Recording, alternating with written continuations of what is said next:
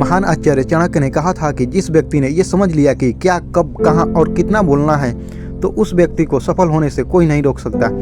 ऐसे व्यक्ति की सफलता सुनिश्चित है। जिस तरह कमान से निकला हुआ तीर लौटकर कभी वापस नहीं आता, ठीक उसी तरह मुंह से निकला हुआ शब्द कभी वापस नहीं आते। शब्द और भाषा हथियार हैं और कमजोरी भी।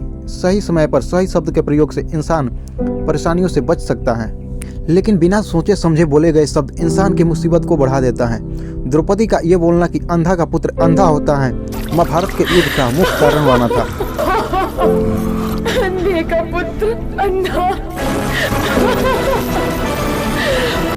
आज भी लोग अपनी जबान का इस्तेमाल दूसरों को नीचा दिखाने के लिए और खुद को बड़ा बताने के लिए करते हैं, लेकिन जो समझदार और सफल इंसान होते हैं वो ये अच्छी तरह से जानते हैं कि उन्हें किस वक्त कितना और क्या बोलना है। साइलेंट रहने का मतलब ये नहीं कि आपको पूरे दिन एक शब्द भी नहीं बोलना है या चुपचाप रहना है।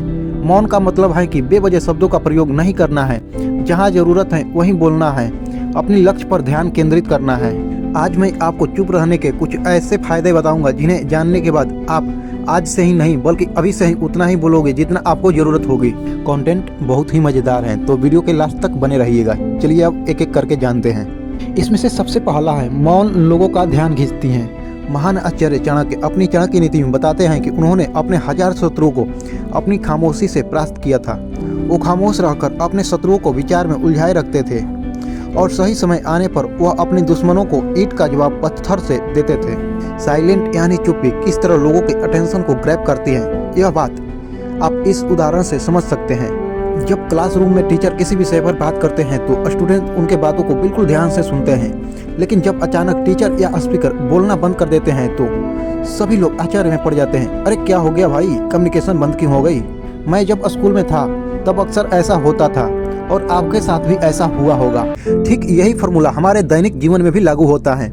जब आप अपने काम से काम रखते हो, दूसरों के मामले में दखल नहीं देते हो, जरूरत हो तभी बोलते हो, तो लोगों का ध्यान आपके ऊपर आ जाता है। और अगर आप कम बोलते हो, जरूरत हो तभी बोलते हो, तो लोग आपके बातों को ज़्यादा महत्व देते हैं। लोग आपकी बातों को उन लोगों की तुलना में ज़्यादा सुनेंगे, ज़्यादा याद रखेंगे जो लोग बिना जरूरत के बक बक करते रहते हैं। चलिए अब मौन रहने के दूसरी फायदा को जानते हैं। मौन बातचीत में मदद करता है। शांत रहना मोल भाव यानी निगोशिएट करते वक्त आपकी बहुत ज़्यादा हेल्प करता है। बातचीत के दौरान जब आप अचानक चुप हो जाते हो और सामने वाले इंसान को जवाब नहीं देते हो तो ये खामोशी उस दूसरे इंसान को ये सोचने पर मजबूर कर देती है कि आखिर आप क्या सोच रहे हो।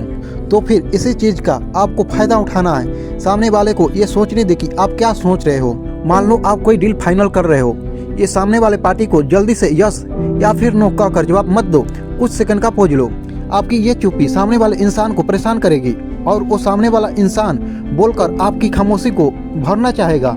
उनको सारी बातें बोलने दे, जिससे आपको बातचीत आगे बढ़ने में मदद मिलेगी और आपका साइड बातचीत के दौरान ज़्यादा भारी रहेगा। अब मौन रहने के तीसरे फायदे जानते हैं। मौन आपको विश्वास बढ़ाने में मदद करता है।